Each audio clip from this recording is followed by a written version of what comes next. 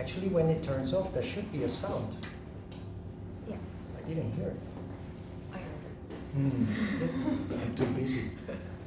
Okay, lesson 14. The next Kriya will be discussed. Hatha Yoga Pratipika, chapter 2, Sutra 26. Then Vasti is described. Seated in water up to the navel in the Utkatasana, resting the body on the toes of the feet, the balls of the feet, the heels pressing against the buttocks, insert a small bamboo tube into the anus and contract the anus so as to draw water in. Now comes the good part. Shake it and expel. Such washing is called Vasti. There are people who actually do this. And these days it's very popular to go to Thailand or to Bali to some yoga retreat, and every day you do not exactly what is described here, but with a modern enema. You know what enema is? Enema? You inject water into the anus to cleanse the last part of the intestines. So this is based on this Vasti Kriya. Like with Dhauti, although maybe to a lesser extent, this is harmful, especially if you do it every day in a retreat. Why? It's a medical device. Same as with Neti, which we will discuss next week. It's a medical device that is only required in some in a situation where you're really obstipated, when you have Pyonbi, obstipation, that really doesn't move anymore, has become hard as stone. In that case, you need an enema. The water in the enema will soften up the feces and it will then come out together with the water. It's a medical procedure that you only apply in a very special circumstance. Certainly not something that you should do ritually. Enough said about that. You know now that this is symbolical language and that there is something behind it. And what's behind it is just marvelous. You will start to see the logic, what is going on here.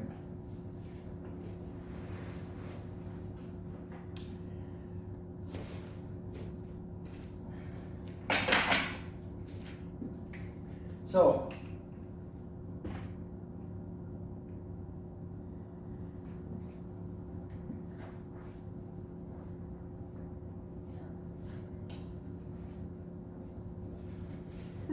Dhauti. From Ajna Chakra down to Manipura. You swallow the piece of cloth and then you pull it out again according to the instructions of the Guru. Now you suck in water through the anus.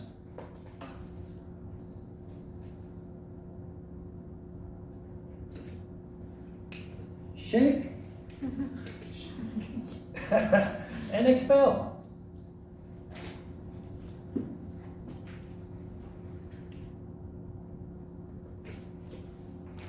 And the center of it all is Manipura Chakra.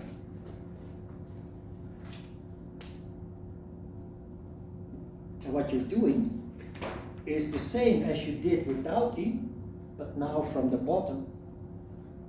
Remember, at the top, you have Chandra Bindu.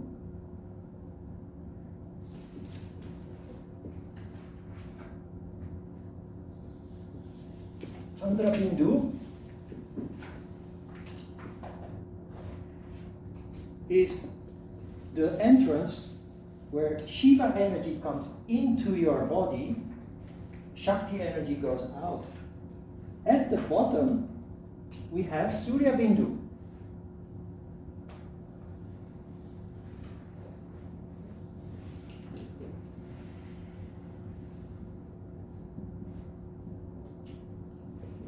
sun gate, the moon gate, the sun gate.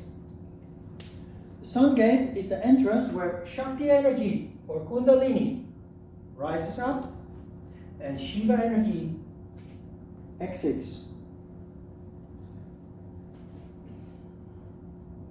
We are working towards pranayama. If you swallow a piece of cloth, if you suck up water through the anus, what's the connection here with pranayama? There is no connection. Now there is a connection. You are just going through the motions, getting used to the concept, the principle, and in lesson 19 you will actually be presented a structured exercise with which you directly influence your condition. Yeah? How do you do this? You start with Dhauti when we meditate. Do not only do Vasti, you are building up. Start with Dhauti, and then at the bottom, start with Vasti. The story is the same. If you find it difficult to grasp, you can indeed visualize water coming in through the anus, rising up, and then being expelled. Using visualization, the power of fantasy. If you do this a couple of times, you actually start to feel something. What I feel, especially with this exercise, is Manipura chakra. Very easy, actually. Once you have that feeling, you can throw away, you can discard of the visualization.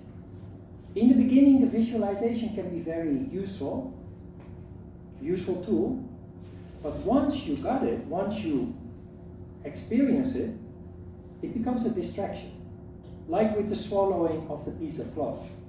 Use it to your advantage when you don't need it anymore. Purely focus on the feeling. It's very powerful. It's only powerful once you feel it, once you have realized it. Until then, you're still a non-believer, unbelieving Thomas. So you go through the steps, and until you feel what is happening, you use, if necessary, the visualization. Okay? That's it. This is it. Very simple, actually. Yeah, Neda? So, if Surya Bindu is inside Muladhara chakra, is Chandra Bindu inside the crown chakra? No, Chandra Bindu is 15 centimeters approximately above the head. Okay. I never found it, but that's what they say. Okay. That's what they say. Thank you. It's an energy? What? It's energy? Chandra Bindu? Chandra Bindu in itself is not energy, it's the gate that lets energy in and out. Let's have a look at the next sutra. 27. By the power of Vasti, Gulma and Pliha, enlargement of the glands and spleen, Udara, dropsy or other stomach diseases, and all diseases arising from an excess of wind, bile and phlegm are cured. 28. This Jalavasti, when duly practiced, refines the bodily constitution, the dhatus, the sense organs, the indriyas, and the internal organ, antakarana. It makes the body bright and increases the digestive power. It destroys all the disorders in the constitution. So, if you look at the structure, you are being presented with an exercise, and then follows a sutra that explains the effect, the physical effect. It is the reason why almost all yoga teachers keep talking about the muscles and the joints and the hips and the back and all the effects that every exercise gives you. It's actually not so important. But there is a logic. With Dhauti, you are stimulating energy in the upper region of your body. I didn't mention that this morning, so we do it now.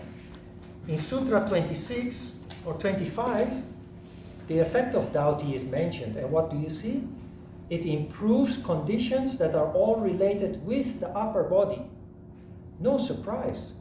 If you have certain defects, diseases, ailments, somewhere in the upper body with the throat or the breathing apparatus, here they mention bronchial diseases, asthma, pliha, leprosy, skin diseases even.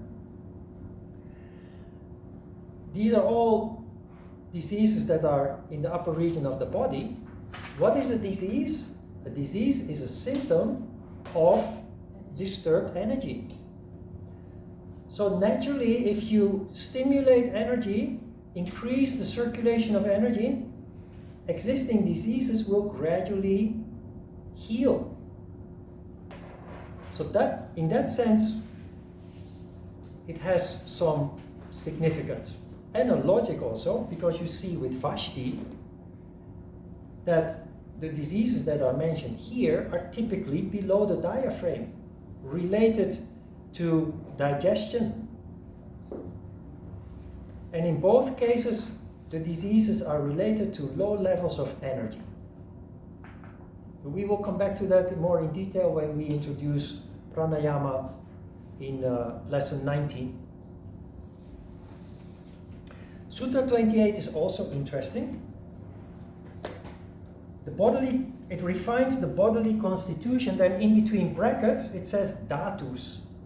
The dhatus are the 7 building blocks represented by the 7 trunks of the elephant in Muladhara chakra. Remember? Plasma, blood, fat tissue, muscle tissue, etc. Those are the dhatus. What does it mean? You become healthier, physically healthier. Your cells, your organs, everything starts to function better because of the increase of energy.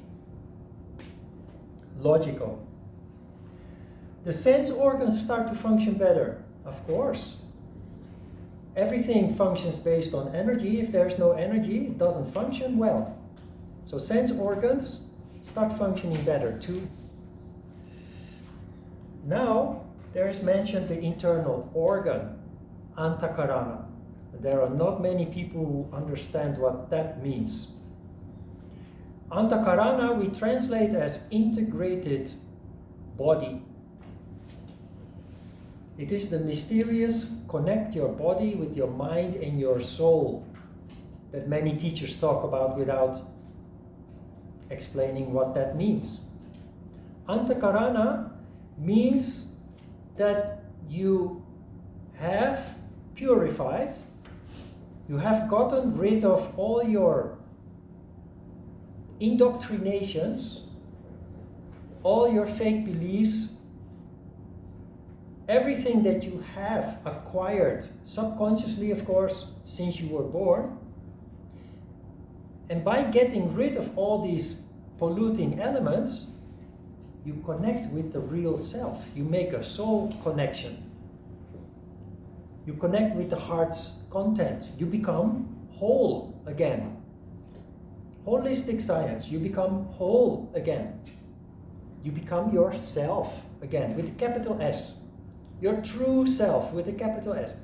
That is Antakarana, the integrated body, where the body, the mind, and the soul are truly connected. Back to your origin. That sounds strange, implicating or implying that we are not whole and that we are not ourselves. But from a yoga perspective,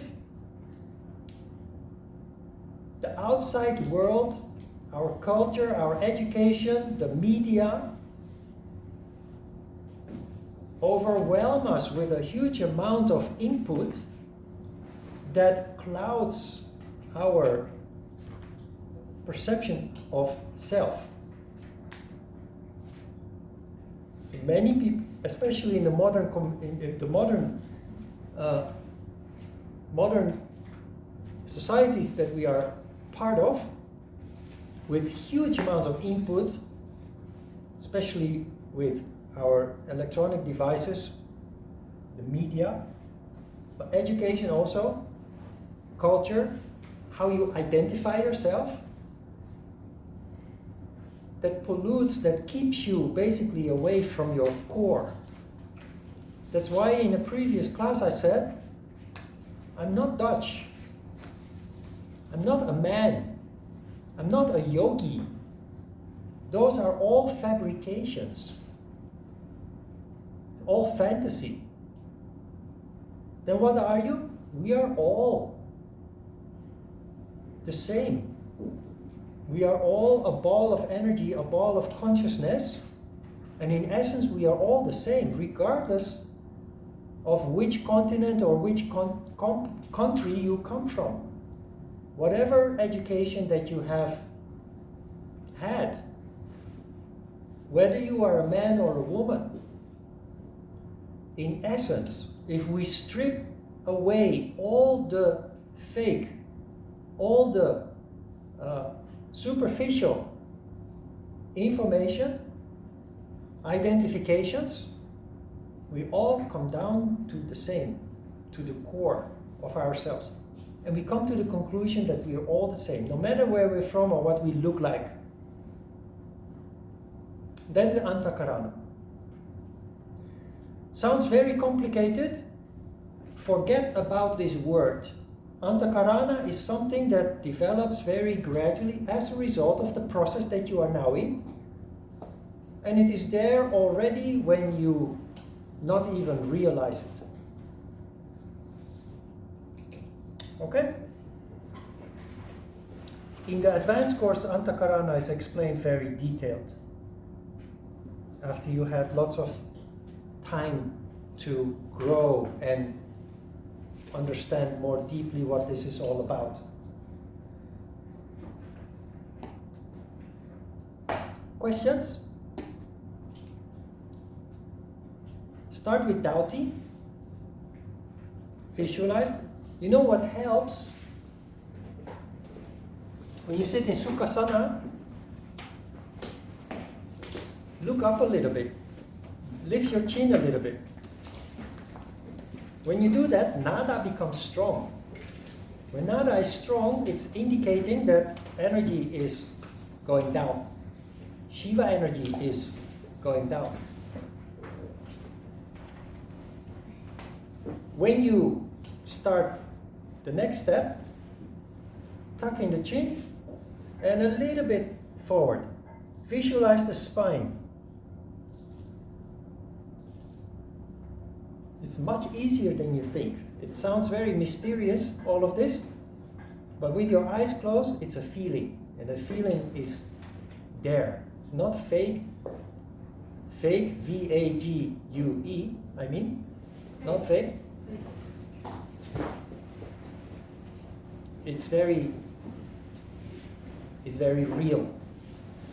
All you have to do is just give it a try.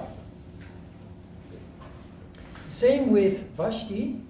Tilt the pelvis a little bit, deliberately. You activate muscles in the pelvic bottom that make you conscious of the anus. Once that feeling is there, very easy to imagine water rising up or energy rising up, better even than water. And when you expel energy down, from Manipura down, you tilt the pelvis a little bit back. In, out. Child can do it. So simple. Yeah? Let's give it a try. Yeah? Do you actually engage muscles down there when you visualize? No. If it works for you, then you do. But it is more based on imagination, or visualization than on actually engaging muscles. But I noticed throughout the years that it really helps when Shiva comes in to look up a little bit, and when you let Shakti out to tuck in the chin a little bit. Really, for me, it really works. Easy, very easy. Same with the pelvis, with Shakti rising up, tilt the pelvis a little bit forward, and with expelling Shiva, tilting the pelvis a little bit back. Try it out, just experiment. It is the first time, so everything is new, and each and every one of you will find your way in how to do this in your own personal way, individual way. Okay?